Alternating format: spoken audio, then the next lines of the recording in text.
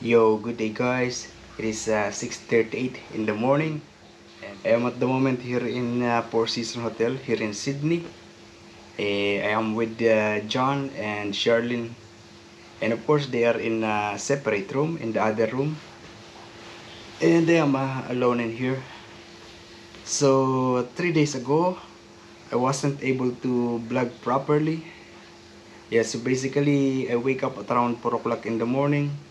And then at around 4:30, there is a guy that is banging my not the window, but the wall of the house. Yeah, I was a little scared.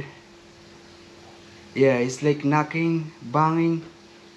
But since I was awake, yeah, I was a little scared and I started to ask, "Whoa, who's that?" I said like that. And then he replied, and I remember that guy. And he said that he wants to borrow my bike because he needs to go to a friend in Soldiers Point because he was kicked out by his mom.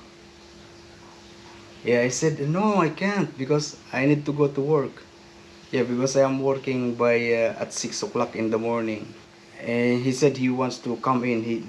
I let him in. I asked him to come to the door, to the gate, and I let him in. Yeah, he drank some water, ate some of the chocolate wafers that I have. He said he's very hungry and thirsty. Then he asked me if he can just hold me while I am riding my bike because he has his scooter. The kick scooter. He has that and he will be just holding me for him not to be very tired. Yeah, so at around the 5 o'clock we leave and I drive, and in the end he just ride on the back of my bike, on the rear rack of my bike. Yeah, it was raining a little bit, and then we get to my workplace, and then he said again that he wants to borrow my bike. And because it is raining a little bit, I feel sorry for him. It was still dark the time, so I let him borrow the bike.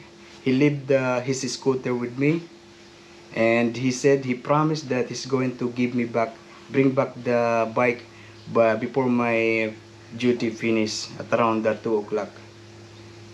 Yeah, I'm already a little bit worried that he's not going to bring it back on time. And yeah, during my break time, I went outside to have my break. I was looking around, waiting maybe he's going to bring it back already. And then I was having my coffee, and then John and Charlene, they appear. Yeah, they are driving coming from Sydney. No, coming from Canberra to Sydney and in Nelson Bay. Yeah, and it was a surprise. And so I get back to work, and by 2 o'clock I finish, and I get out, and this guy is not there. He didn't bring the bike back. Yeah, and it was raining. So, yeah, I take the ride with the car of John and Charlene to get home. Actually, we didn't get home.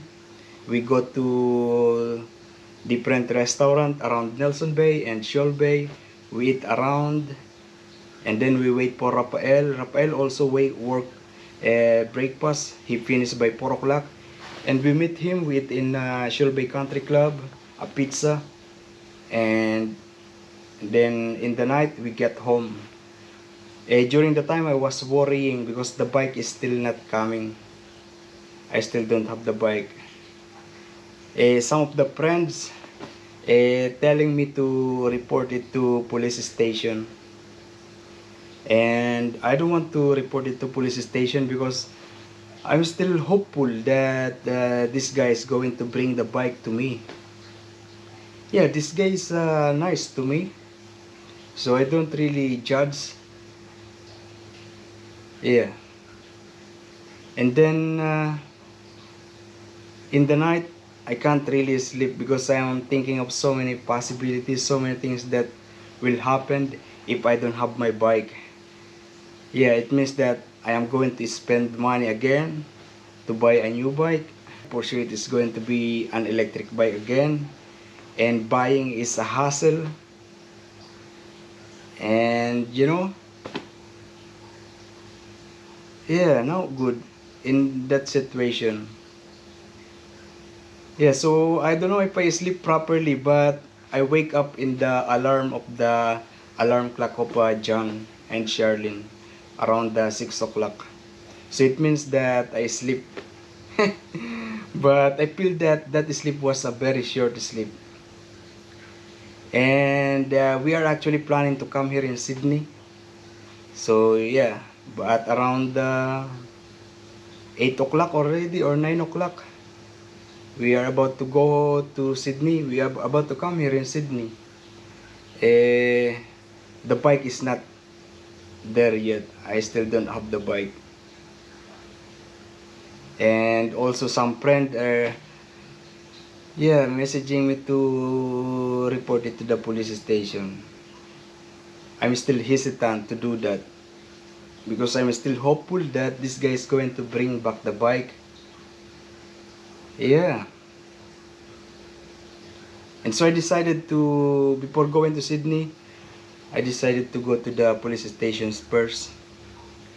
And so I speak to the police, and yeah, they asked me to send an email of the picture of the bike, Charlene's Drive, and we come here in Sydney.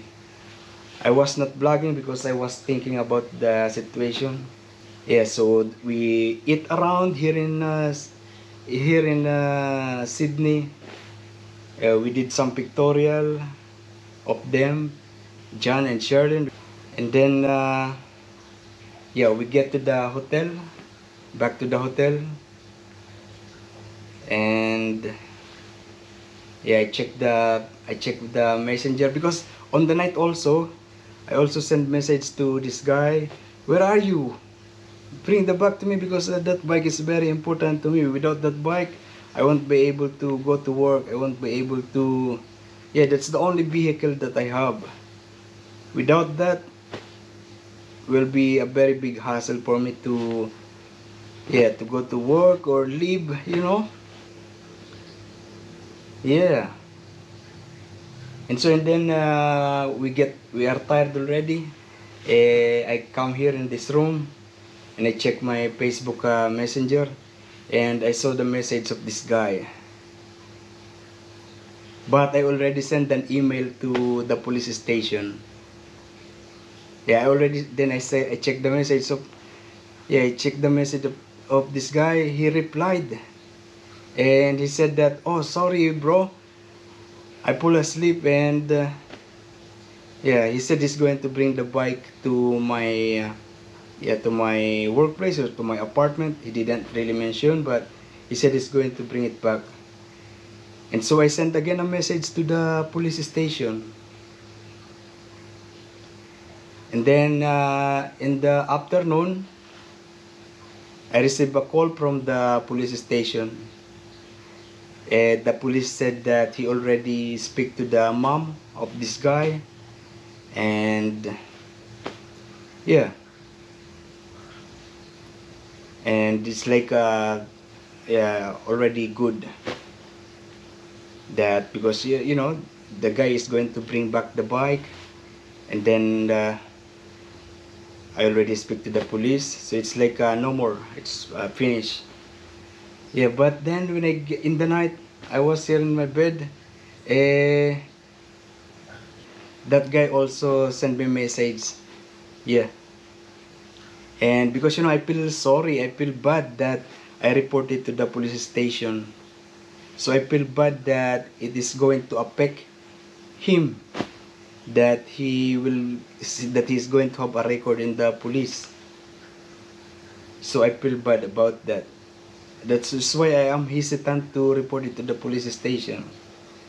So I said to him that, oh, what do you want from Sydney? Like a peace offering, something like that. And Yeah, he sent me a picture of shoes. That shoes is expensive. I can't afford that. I was thinking just something like a small souvenir, something like that, but no, it's a shoes. Oh, I said no, I can't. That's very expensive for me. I can't afford that. Yeah, so I stopped reading the message, and then in the night I was receiving a call, but yeah, I didn't check. The mobile phone is here, but I'm not checking it because I'm already sleeping. And then when I wake up this morning around 5 o'clock, 4 o'clock, I checked the message, and the call was around 11:30 and around 1 o'clock. Yeah, and also there is messages that, oh no, I will read it to you the message.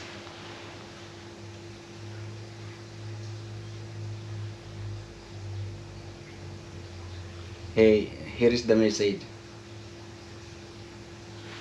Hey bro, I'm going in your house to get the charger to charge bike and might sleep on couch cause I'm homeless at the moment. I'm sorry but I am climbing through your window cause I have nowhere to sleep. I'm on the street tonight. I legit am. I will charge your bike and be gone by 6 o'clock. And then Miss Audio call, oh, 47, 12:47. Miss Audio call, 1:45. 3 Miss Audio call. So those are the call that I was receiving that I ignored because I was sleeping already. Yeah, that's the situation this time.